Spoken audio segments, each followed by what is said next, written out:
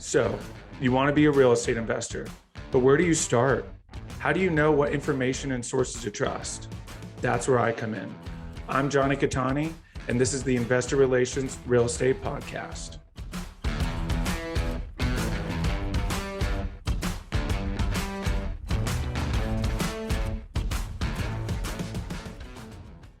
Hey guys, real quick, before we start, go to investwithcattani.com and download my free ebook, Is Commercial Real Estate Recession Proof? Now to today's show. What's up, guys, and welcome to another episode of the Investor Relations Real Estate Podcast. I'm your host, Jonny Cattani, and I am joined today by Paul Moore. After a stint at Ford Motor Company, Paul co-founded a staffing firm where he was two-time finalist for Michigan Entrepreneur of the Year. After selling to a publicly traded firm, Paul began investing in real estate. He launched multiple investment and development companies, appearing on HGTV, and completed over 100 commercial and residential investments and exits. He has contributed to Fox Business and the Real Estate Guys Radio, and is a regular contributor to BiggerPockets, producing live shows, recorded video, and blog content. Paul also co-hosted a wealth building podcast called How to Lose Money, and he's been featured on over 200 podcasts. Paul is the author of Storing Up Profits, Capitalize on America's Obsession with Stuff by Investing in Self-Storage, and The Perfect Investment, Create Enduring Wealth from the Historic Shift to Multifamily Housing. Paul is a founder and managing partner of Wellings Capital, real estate private equity firm. Paul, welcome. Hey, great to be here, Jonny. Yeah, thanks so much. I'm very excited. That's quite the resume you have. So I'm sure there'll be lots of great content for our listeners. But before we kind of get to all of that stuff, we alluded there in the intro. You played the corporate game for a while, did the start of your own business, and then discovered real estate. So kind of talk about discovering real estate and why you decided to take that on full time. Yeah, so I sold my company, which was right on the edge of Detroit, in 1997. And in 98, we had two young kids. We have four now.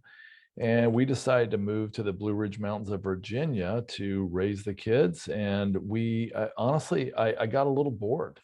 I had some money and I wasn't sure what to do. And I didn't know how boring life could be if you didn't have a really good purpose in front of you. So a friend of mine said, hey, I heard you can buy houses on the courthouse steps for like 50 cents on the dollar. I said, well, let's go check it out. And we did. And we bought the first house we ever went to the auction on. And that was in 2000. And we got hooked from there. So we started flipping houses, flipping waterfront lots, built some houses, did a subdivision, and all through those years was trying to figure out how to get involved in commercial real estate, but I wasn't really sure where the on-ramp was for a long time. But that's how I got started. Awesome. I love it. And what was your initial, kind of intro into the commercial space? Yeah, so in 2010, I didn't know the difference between investing and speculating for all those years, by the way. Investing is when your principal is generally safe and you've got a chance to make a return, and speculating is when your principal is not at all safe and you've got a chance to make a return. I was speculating a lot. I made some money at that, lost a lot of money. But in 2010, we invested in an oil and gas well in North Dakota, which was quite speculative. And when we did that, we realized there was a huge housing shortage in North Dakota with the Bakken oil boom. So we decided to quickly build a multifamily facility there. And we actually ran it as an extended stay hotel. We did another one after that. Then we ended up doing a Hyatt hotel. So that's how we got started in the commercial real estate realm. Awesome. I love it. I love that you recognized an opportunity and took advantage of it. I've mentioned before that I'm working on a self-storage deal. We talked about it here. You've written a book about it. That's kind of, a big thing that you're into. I love it personally. So let's kind of get into some of that. When did you discover that you love self-storage? Was it still part of this as well, kind of building there in North Dakota? Well, it's funny. I actually committed to my wife after all this shiny object chasing, which you see in my resume bio there. I said, I'm going to stay in multifamily the rest of my life. I'm not going to do anything else ever. And I thought I was. And I even wrote a book called The Perfect Investment, as you mentioned, about multifamily. But you know what, Johnny, the perfect investment, it's not perfect if you can't find deals that pencil out and make financial sense. And if you've got to speculate to make a deal work, then you're betting on hope, and hope isn't a good business strategy. So we actually decided, after literally a couple of years, 3 years of banging our head up against the wall, to change tactics and look for asset classes that were recession resistant, but also had a lot of higher count of mom and pop owners. And so we found that in self-storage, and then later in mobile home parks. Basically, there's tens of thousands of these assets in the United States, but the majority are owned by small or mom and pop owners. And that often means they're not, that doesn't always mean this, but sometimes it means they're not well run. The owners don't have the desire or the resources or the knowledge to improve an asset, improve the cash flow, and maximize value. And so by paying them a very fair price, a great operator can buy an asset like that, mine that intrinsic value out of it for their investors. And so that's what we saw in self-storage. And we're pretty quickly hooked once we learned all that. Absolutely. I couldn't agree more. And that's certainly one of the things that kind of my strategy as well as, cap rates are obviously, starting to get compressed in that space, but not nearly to the degree of multifamily, which still makes it very appealing. So let's kind of talk about the strategy here. So, identifying mom and pops, typically there's going to be a few things they may or may not be doing right. One is mismanaging, or, maybe they just haven't raised rates in a long time, potentially not utilizing all of the space that's available, all the land that they have. So kind of talk about some of the strategies that you guys are using when you're going in and acquiring these deals. Yeah, at a high level. So my book on self-storage is broken down first into the first third of it's about the opportunity and the math and the everything about self-storage at a high level. The second third is 4 different strategies to win at self-storage, and then the last one is 7 paths to invest in commercial real estate, specifically self-storage. But that middle section is where we should focus.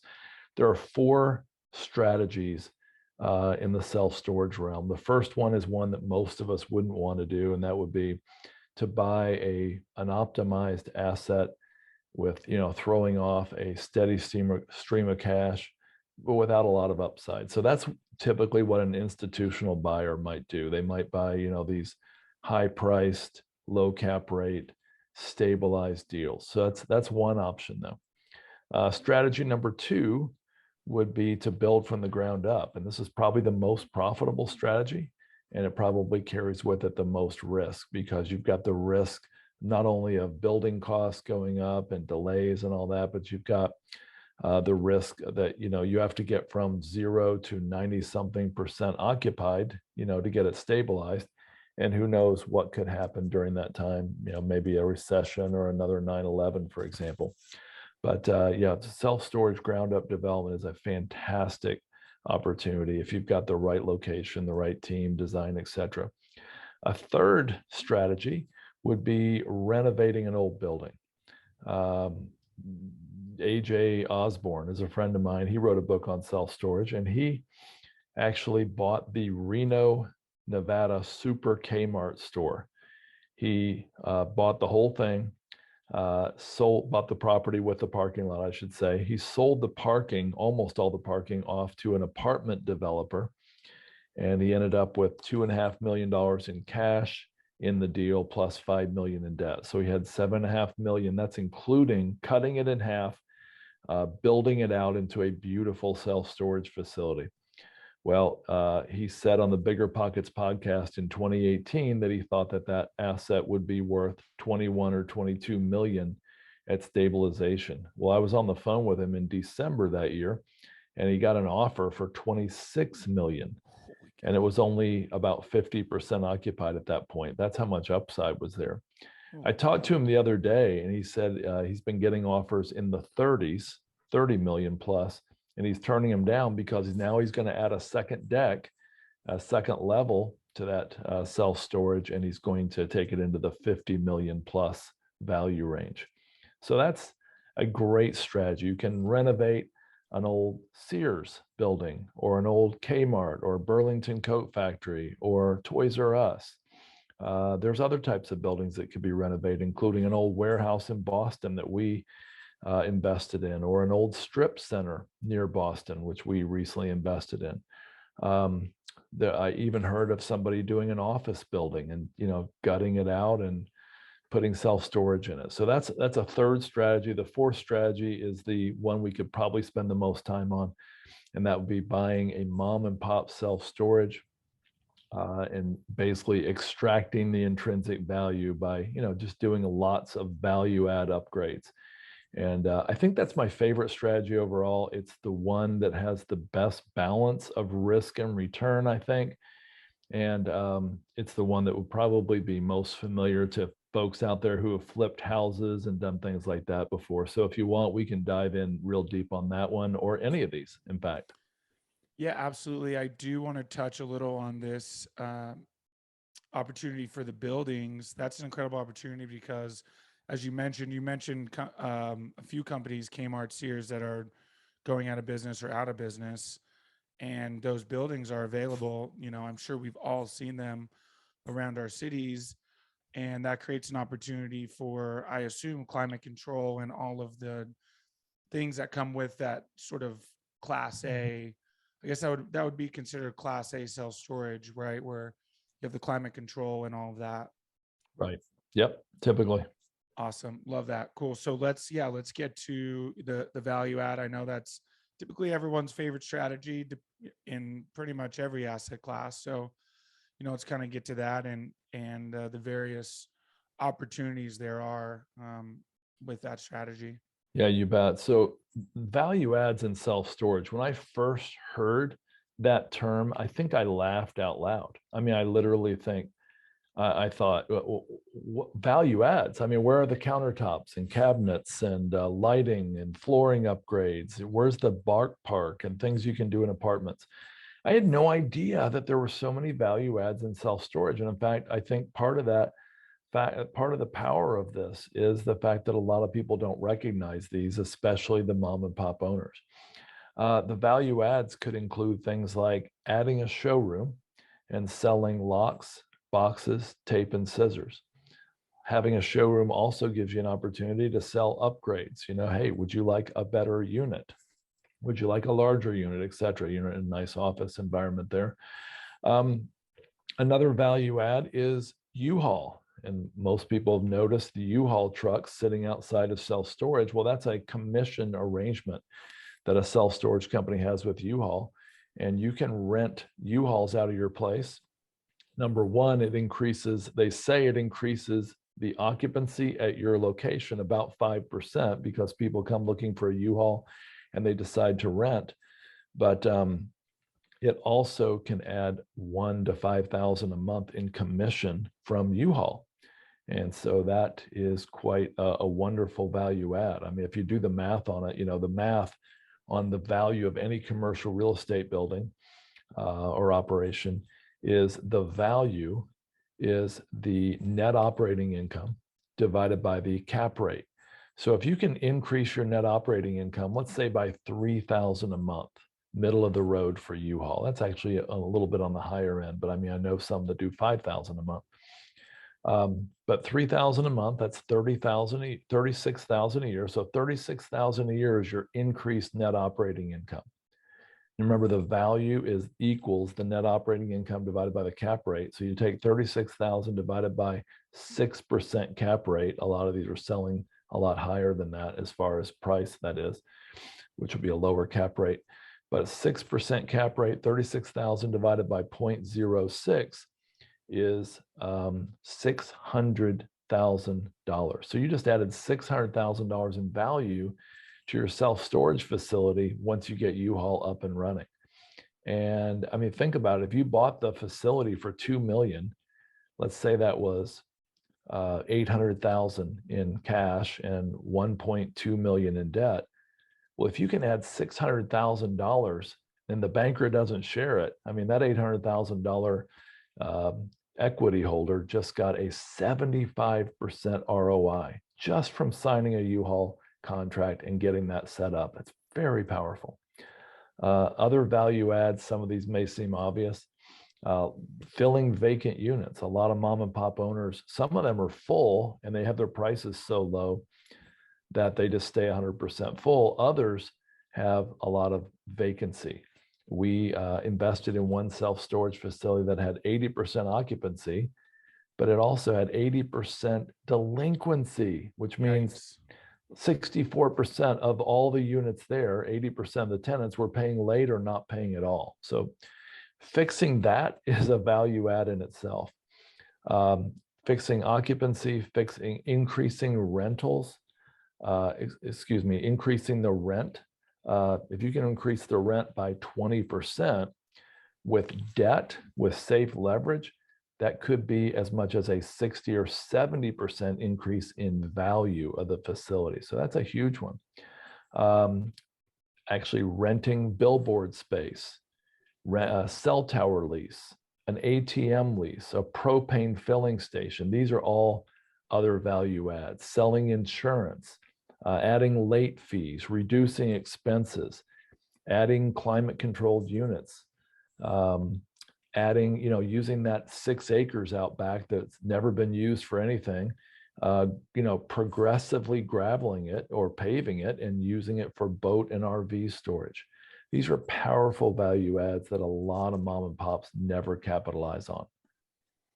Absolutely. Yeah. A lot of really, really great strategies in there. Love the U-Haul option because it doesn't take up much space on your lot to put some U-Haul trucks there and store them. So you're not really losing much by adding that opportunity. So along those lines, another thing I really like about it as well is, this isn't a place where people are living. So, these strategies don't really involve having to kick people out. And, of course there is that as well, but those are favorable towards the owner because it's not a place that people live. So, kind of talk about some of the things behind, when people aren't paying, how those rules kind of come into play. It's amazing, Johnny. During the rental eviction moratorium we experienced in some places the last couple of years during COVID, there was no moratorium at all on self-storage because you're not moving a person out. So in general, it's easier to evict people. Also, we've got leverage on them paying their rent because we've got a lock on their stuff till they pay every last penny, including the late fees. And that's all legal and that's all normal. And so it's a lot easier to collect back rents when you've got someone's stuff, and especially when it's a small part of their income. I mean, if I'm renting an apartment from you for $1,000 a month and you raise it by 15%, well, I might leave before I pay that extra $1,800 a year from signing that lease.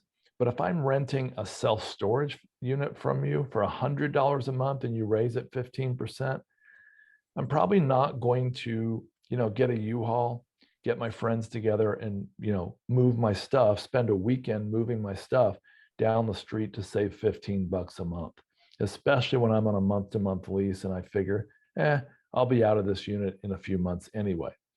So evictions, collecting, delinquent tenants, all that is much, much easier than in the apartment and other realms.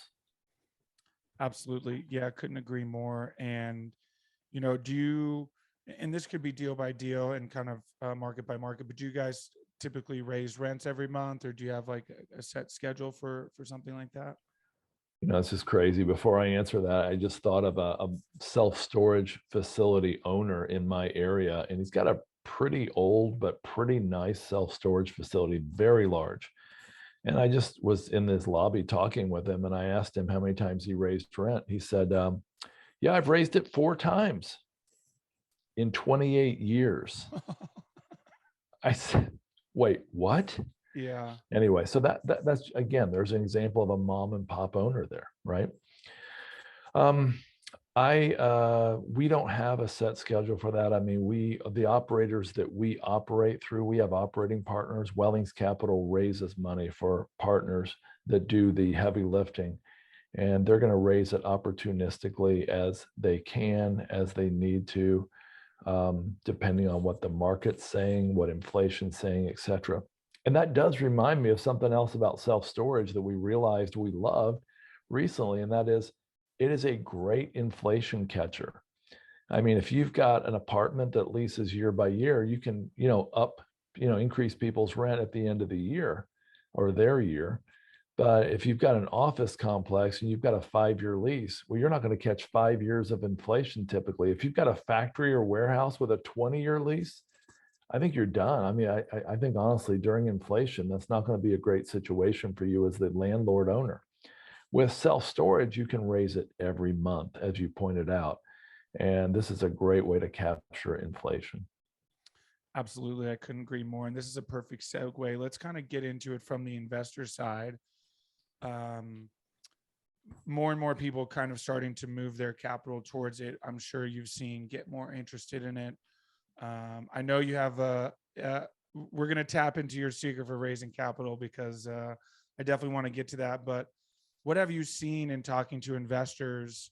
Are they starting to kind of get tired of all the work that's coming with the compressed cap rates of multifamily and starting to kind of move over here? Or, what's that conversation been like lately?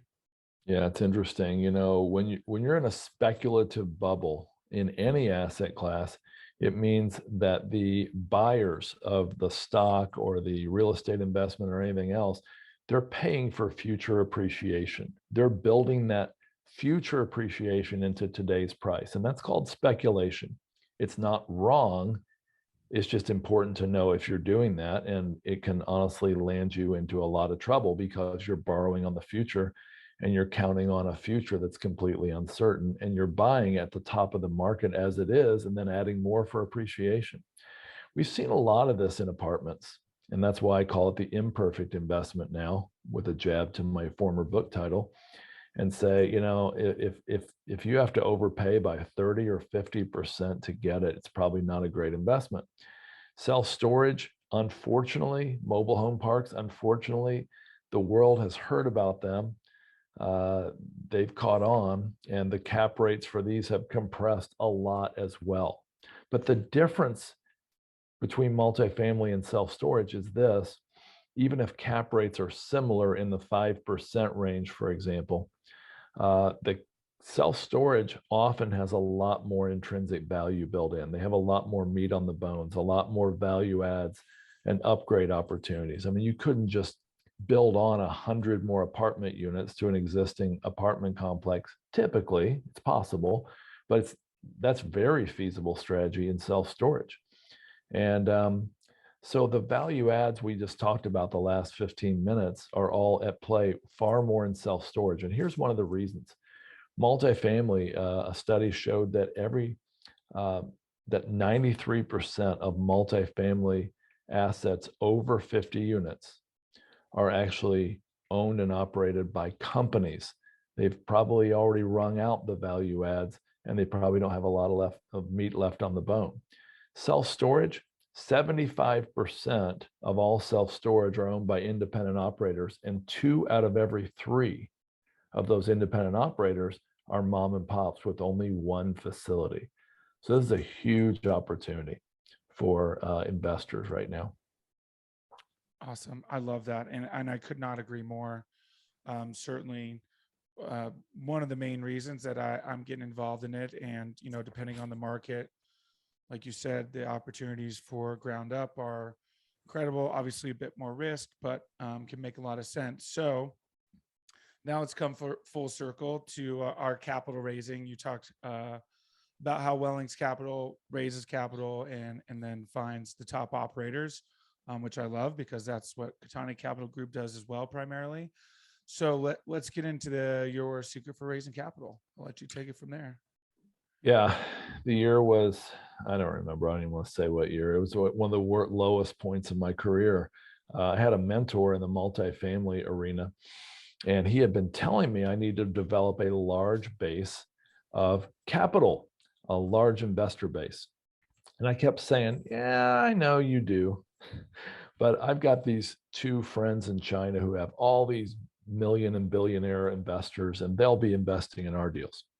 And he kept shaking his head and saying, I just don't think you should count on that. Well, without going into detail, we had two deals in a row go south. And one of the reasons was that I couldn't get those investors to sign up when I thought they should. Well, it was actually Chinese New Year once, of course they couldn't come to the phone for 3.5 weeks. But anyway, I'm being sarcastic. And my mentor was on the phone with other people on the line. And I told him this, and he said, listen, he goes, Paul Moore, you have not done what I've told you to do for the last 1.5 years. Don't come back to these calls until you go out and do what I told you. It was one of the best things I ever heard, because it hurt and it was embarrassing, but it actually moved me into action. And what I realized that week, I happened to hear a podcast talking about raising capital. And the guy on the podcast, Richard C. Wilson, said that you need to be the bear at the waterfall. I thought that was puzzling.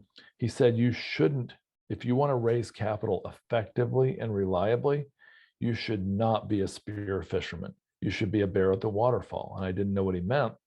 So I listened. He said, a spear fisherman, let's say you live way up north, say Alaska, and you want to eat salmon. You're going to have to, make a spear. You're going to have to cut a limb off a tree. You're going to have to hone it down. You're going to have to learn to throw it. You're going to have to practice a lot. You're going to have to learn to reel that fish back to shore. You're going to have to hope that a salmon swims by when you're hungry, and hope that you can hit it and hope you can get it to shore. It's not real reliable. He said, but what about the bear standing in the waterfall with his jaw unhinged? When salmon are running upstream, the salmon are practically jumping into his mouth. And by then I was really puzzled. Wait, how do I do this? And he said, this is where education comes in. He said, set yourself up as the bear at the waterfall by being an educator. Go out and start educating the world in whatever asset type you have. Go out and create podcasts. Be a guest on podcasts. Write books. Go on blogs, forums, and answer people's questions. Create blog content. Do webinars. Do videos. These are the type of things he said will basically set you up as the expert or the bear at the waterfall, and then the fish will come to you. And so I just determined that day that's what I was going to do. And so I'd already written a book on multifamily by then, but I started another book, the one on self-storage, a little while after that. And basically went from having a handful, literally 2 or 3 potential investors, to several thousand. And here we are, 7 or 8 years later with 530 actual investors, a list of thousands more, and people coming to us in every case asking to invest. We never push, we never sell, overtly, and we never go out and, try to get investors. They really do come to us. It's a lot of work, but it's paid off. Awesome. I love that. That's such incredible insight. And it's so true, because ultimately, of course, if an investor's already invested before, then really they're just going to vet you to see if your deals are what they want. They really know what they're doing. But the ultimate reality is there's not as many of those to go around. We need to be educating those who don't understand and are new to the space. And by being the ones they go to for education, we end up getting to be the one typically that they're going to invest with when they're ready. Right. That's right. Awesome. That's great. So what are some things, obviously you have the book, we have podcasts, do those kinds of things, but maybe we don't always have a deal. What is that kind of, little insight into that strategy for you guys in terms of keeping people nurtured and keeping your face in front of them? Yeah. So once they're on our list, we give them resources like ebooks, for example, on self-storage and mobile home parks. We're writing regular e-blasts, which are basically newsletters. We write to inform them about what we're doing and about the assets we're investing in. We also, do webinars from time to time. I do in-person meetings. I was in Cleveland last week. I'll be in Charlotte tomorrow. Just doing meetings with investors, just answering their questions, low key. I've been a guest on over 200 podcasts, and I had my own podcast for a number of years, as you mentioned. So those are some of the things we've done. Awesome. I love it. Yeah, I'm a huge fan. I can see already, the podcast has only been launched for a couple weeks. But I'm already getting calls from my close network as, people are starting to ask questions and get curious. So Good. huge value add there, of course, not only of course for them, but also for me, right? Like I've done almost 100 episodes already now. So my knowledge has been able to grow, and that in turn allows me to give even more knowledge to investors. So awesome. Well, we are coming up on time, Paul. I really, really appreciate all your insight. It's been incredible. I do have 5 questions I ask all of my guests. It's the final 5. All right. The first question is, what's the best advice you've gotten from a mentor? Well, I just shared it. Basically, start listening to him. Start listening to this guy who's been doing it for 10 years rather than thinking I had a better way. So I think that would probably be it. Awesome. I love that. So true. What is it about your career that makes you feel like you're fulfilling your why? Yeah. So when I sold my company in 97, I realized how important it was to have a big why, to have a big goal, to have something I was pursuing. And, if you took the record profits of Apple, General Motors, Nike, and Starbucks, record profits, added those together, double that number. That's the approximate profits generated by human trafficking around the world right now every year. And it's a horrible reality. There's more slaves than any time in history. And so our company, Wellings Capital, is committed to fighting human trafficking and rescuing its victims. And we're doing that by contributing and trying to garner other people's support to contribute to fight this cause. So as far as a big why, that is certainly one of the big ones. It's not the only one I have. Another one is giving investors a fantastic investment experience with a recession-resistant, diversified portfolio of commercial real estate assets. Wow. I love that. That's so powerful. Do you work with one particular group for Yeah. the human trafficking? Yeah, we have a couple. I mean, just like we vet commercial real estate operating partners, we vet these organizations, and we vet an organization called AIM, AIM. The website's aimfree.org. We really love them. We've contributed heavily to them. We're going to continue to do that.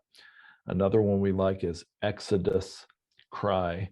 And if you're looking for more information about this whole horrible area, they've done the best documentary I've seen on this topic, and it's called Nefarious, and you can get that online. Okay. We'll definitely take a look at that. What is your favorite non-real estate or investment related book?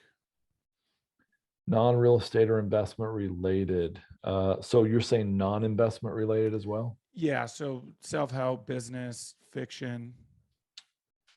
Yeah, so that's a tough question. So I really enjoyed the Circle series by a guy named Ted Dekker, Dekker. That's my favorite fiction thing I've been reading for a while now. As far as other non-real estate, I would say The One Thing by Gary Keller and Jay Papasan. The One Thing is what taught me that I really need to stop chasing shiny objects and focus. I love it. Yeah, I've heard that from a few guests, definitely on the list. If you could have any superpower, what would it be? Yeah, I wish I would love to be able to set slaves free. I gotta say that would have to be it, if that counts. Yeah, absolutely. We've got actually coming here to Utah, end of slavery tour with I'm going to butcher this, Yami Park and Tim Ballard. Hmm. If you've heard of them. Yeah. Um, Yanmi was actually was a slave and escaped. So I'm definitely looking forward to that here in about a month. So That's tremendous. yeah, absolutely. Awesome. And last one, what's the best way for people to get a hold of you and learn more? They can get hold of us at wellingscapital.com. That's WELLINGS capital.com. And if they want some of these free ebooks and resources, they can go to wellingscapital.com/resources. Awesome. We will plug that in the show notes. Paul, again, thank you so much for your time and all your insight. I really, really appreciate it. Johnny, it was really honored to be here. Thanks, man. Absolutely. Hey guys, thank you so much for watching today's episode. I hope you really enjoyed it. Listen, I know it's cliche and you hear it all the time, but please don't forget to like and subscribe to the channel so you know when the next video is coming out. Even though this is technically a daily podcast, you know it's coming out the next day. We have a ton of content coming your way. So please like and subscribe. It helps a ton. Leave comments. Would love to know what you guys think. And we will see you on the next one. Thanks so much.